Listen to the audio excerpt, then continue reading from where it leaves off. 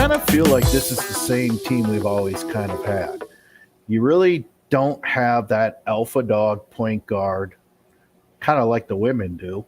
Okay, that's an extreme example, I admit. But like, you don't have the alpha dog point guard. Bowen, he's got to figure out how to get some. What do you mean by alpha dog point guard? Tell me what that means.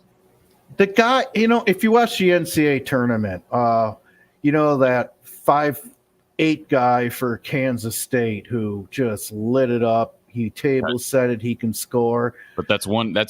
You're giving me another extreme example. Well, or think of who is the guy for Indiana? Yogi Ferrell, was it? Okay, Yogi. Guys who again that was 6 years ago. Oh, it doesn't matter. Doesn't matter.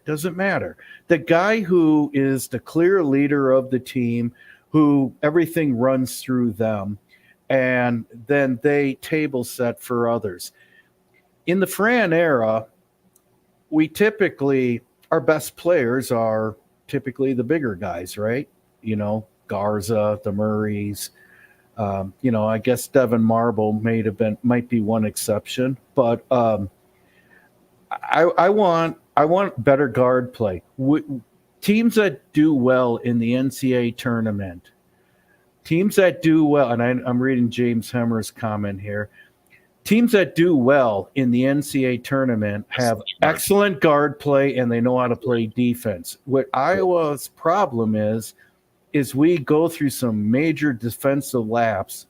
We will give up a 12-13-0 run over 3 minutes and then work the rest of the game digging out of the hole, and we'll fall a few points short.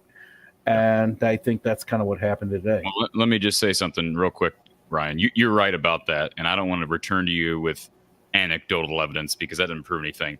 Illinois is an example of a team who, for several years, had really elite guard play between Trent Frazier, Ayo Dosunmu, and they could never win in March, and they didn't play very good defense.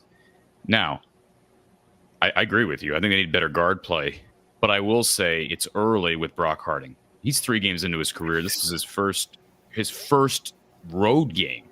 But I wanted to ask you about that because he hardly sniffed the court in the first half, and he didn't play enough. I thought he showed.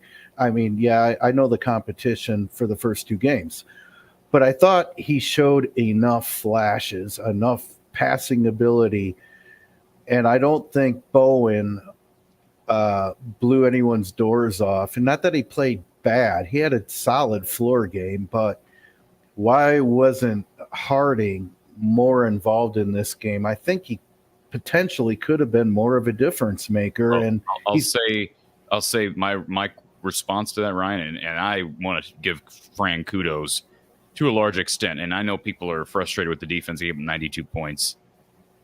And you know how I feel about defense, right, Ryan? We've went over this. You know how critical I've been of Fran in the defense. But I am not sitting here thinking, woe is the defense, and here we go again. I'm encouraged by what we saw this evening because Fran had the courage and the trust in 5 underclassmen. He's done it every game so far this year, and here we see him go on the road at number 8 Creighton in a packed house, and for a good stretch of the game, he went with 4 freshmen and a sophomore. Mm-hmm. And for another stretch, he went with 4 freshmen and Peyton Sanford. I don't know of another coach that, besides maybe, a blue blood that's getting 4- and 5-star kids every class, I don't know of another coach that'd be willing to do that ever, let alone on the road against a top 8 team. And I thought those guys showed up. As it relates to guard play, Harding didn't play a lot. I don't know I've got his final minutes up here. So for the game, Brock Harding played just 8 minutes in the game.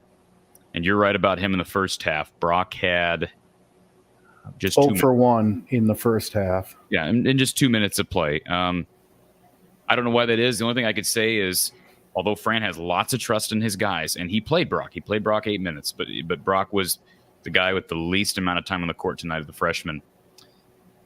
There is a difference with going on the road when you have the ball in your hand all the time. I think there's maybe a little bit of less pressure on a guy even though they're going up against really good bigs, But guys like Lodgy or guys like Owen Freeman or even Price, they're not having to handle the ball every time down. That'd be my only explanation. I haven't heard Fran's take on the game yet. But all I have to say is he's really young. I think he's got an opportunity. And when you say alpha, I don't think they necessarily need a scoring first point guard. And I don't think that's what you're saying either. No, it's not. Right. But they need someone who can be a distributor, who can attack. And I still think Desante Bowen could be that. Let's remember, this is just his sophomore year. And I'm not willing to throw the towel in on him, and I don't think you are either. And he has shown flashes. I think some of us thought he'd just come right in there and attack and be that guy. So, yeah, defense really wasn't good for that 10-minute stretch in the second half. I mean, it was bad. They gave up 32 points in 9 minutes. That's what lost them the game. Okay, to maybe help define real quick my alpha comment, to put it in Iowa terms, last year I went to the Illinois game, and Tony Perkins took over that game. He was the alpha dog. Everything ran through him. He just took the game over and willed us to win. But that's not who he is.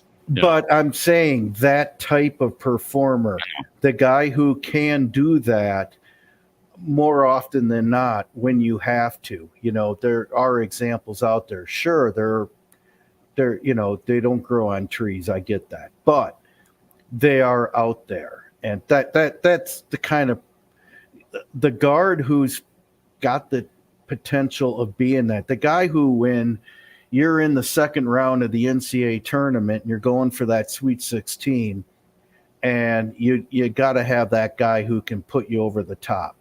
That more of that is what I'm looking for. One guy that we didn't mention is Peter Jock. You know, you mentioned Devin Marble. Peter Jock would have been an example in 2017. Would I call him an alpha? He wasn't a point guard, but he was a guard that you could go to, and he made some big shots down the stretch. And then that's a fair assumption. Andre Woolridge is probably the best example I can come up with in Hawkeye land, but you probably weren't alive. Well, I know all about Andre Woolridge, though. Yeah. I mean, heck, we had him and Ryan Bowen, and we were starting a former walk-on named Daryl Moore, and we finished second in the Big Ten that year with a team on paper that probably should have been middle of the pack.